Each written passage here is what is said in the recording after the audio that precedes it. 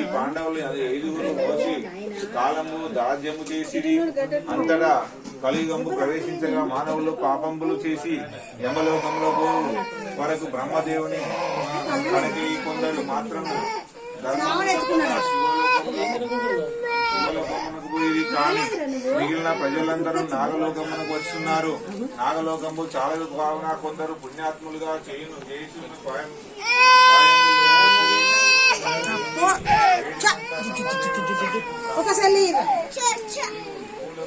తీసుకుంటారు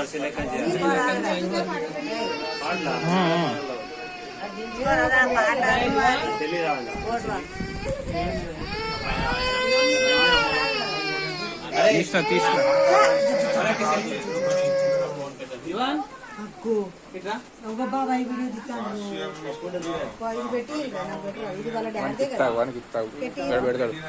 శ్రావణి పెట్టరా నీవు భూలోకంలో పోయి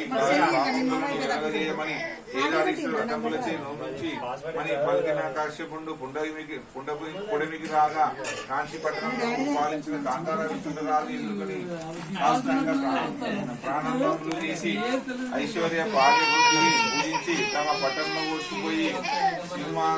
సింహాసనం చేసి స్వామి మీరు వచ్చిన ప్రయోజనములు